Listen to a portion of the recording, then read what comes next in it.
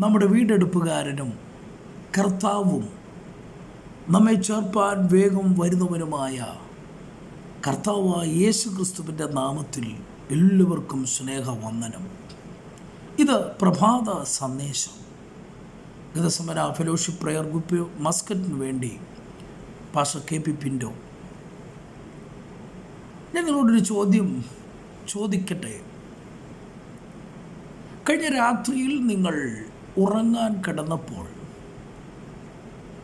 ദൈവസന്നിധിയിൽ നിങ്ങൾ പ്രാർത്ഥിച്ചുകൊണ്ടാണോ നിങ്ങളുടെ കിടക്കയിലേക്ക് പോയത്? ഈ പ്രഭാതം തുടങ്ങിയപ്പോൾ നിങ്ങൾ ഉണർന്ന് എഴുന്നേറ്റ സമയത്ത് ദൈവസന്നിധിയിൽ നിങ്ങളെ തന്നെ സമർപ്പിച്ച് പ്രാർത്ഥിച്ചിട്ടാണോ ഈ ദിവസത്തിൻ്റെ മുന്നോട്ടുള്ള ഓരോ മിനിറ്റുകളിലേക്കും നിങ്ങൾ പോയത്?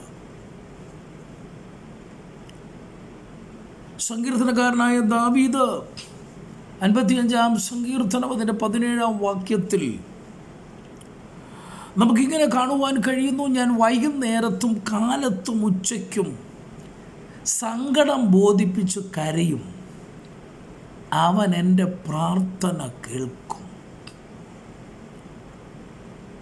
ദാവീദ് പറയുന്നു, ഞാൻ വൈകുന്നേരത്തും കാലത്തും ഉച്ചയ്ക്കും സങ്കടം ബോധിപ്പിച്ച് കരയും, അവിടുന്ന് എൻ്റെ പ്രാർത്ഥന കേൾക്കും. ഒരു യഹൂദനെ സംബന്ധിച്ചവൻ ഒരു ദിവസം ഏറ്റവും കുറഞ്ഞത് 3 പ്രാവശ്യം പ്രാർത്ഥിക്കുന്നു. അതാണ് നമ്മളിവിടെ കണ്ടത്. ഒരു മുസ്ലിം ഭക്തനോട് ചോദിച്ചാൽ അവൻ പറയും, ഒരു ദിവസം അവൻ 5 നേരം പ്രാർത്ഥിക്കും, നിസ്കാരം നടത്തും. അങ്ങനെയാണെങ്കിൽ ഒരു ക്രിസ്തീയ വിശ്വാസി, ഒരു ദൈവത്തിൻ്റെ പൈതൽ ഒരു ദിവസം ഏറ്റവും കുറഞ്ഞത് എത്ര പ്രാവശ്യം പ്രാർത്ഥിക്കണം? ഇതൊരു ചോദ്യമാണ്. നമുക്ക് പല ആൻസറുകൾ പറയുവാൻ കാണുമായിരിക്കാം. എന്നാൽ തെസ്സലോനിക്ക ലേഖനത്തിലേക്ക് വരുമ്പോൾ, 1 തെസ്സലോനിക്ക ലേഖനം 5-ാം അധ്യായം അതിൻ്റെ 16, 17, 18 വാക്യങ്ങളിൽ നമ്മൾ നോക്കുമ്പോൾ അവിടെ കാണുന്നു: എപ്പോഴും സന്തോഷിപ്പീൻ, ഇടവിടാതെ പ്രാർത്ഥിപ്പീൻ, എല്ലാറ്റിനും സ്തോത്രം ചെയ്യുവീൻ. അവിടെ നമുക്ക് കാണുവാൻ കഴിഞ്ഞത് എപ്പോഴും സന്തോഷിക്കണം, ഇടവിടാതെ പ്രാർത്ഥിക്കണം. അപ്പോൾ ഒരു ദിവസം എത്ര നേരം പ്രാർത്ഥിക്കണമെന്ന് ചോദിച്ചാൽ അപ്പോസ്തലൻ പറഞ്ഞത് നിങ്ങൾ ഇടവിടാതെ പ്രാർത്ഥിക്കണം. ലൂക്കോസിന്റെ സുവിശേഷത്തിലേക്ക് വരുമ്പോൾ 18-ാം അധ്യായത്തിൻ്റെ 1-ാം വാക്യത്തിൽ നമ്മളിങ്ങനെ കാണുന്നു: മടുത്തു പോകാതെ എപ്പോഴും പ്രാർത്ഥിപ്പീൻ.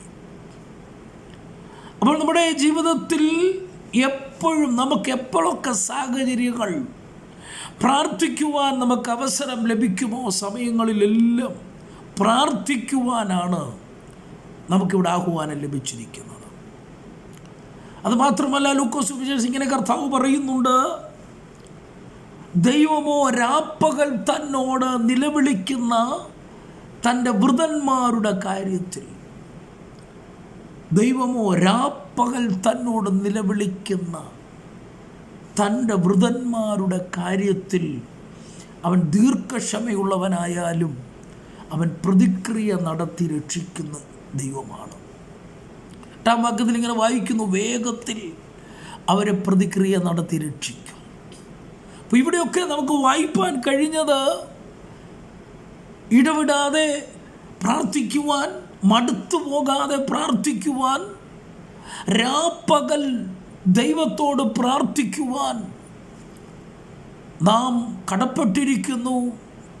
അങ്ങനെ പ്രാർത്ഥിക്കുവാൻ നമുക്ക് കഴിഞ്ഞാൽ മടുത്തു പോകാതെ, അപ്പോൾ പ്രാർത്ഥനയിൽ മടുപ്പ് വരും, നിരാശ വരാൻ സാധ്യതയുണ്ട്, അവിശ്വാസം വരാൻ സാധ്യതയുണ്ട്, കോപവും പിറുപിറുപ്പും വരാൻ സാധ്യതയുണ്ട്. എന്നാൽ ഇതിൻ്റെ നടുവിൽ മടുത്തു പോകാതെ പ്രാർത്ഥിക്കുവാൻ നമ്മൾ തയ്യാറാകുമ്പോൾ അത് നമ്മുടെ ജീവിതത്തിൻ്റെ എല്ലാ മണ്ഡലങ്ങളിലും എല്ലാ മേഖലകളിലും നമുക്ക് വലിയ വിടുതലുണ്ടാകും. അതിനായി നമുക്ക് ഏൽപ്പിച്ചു കൊടുക്കാം.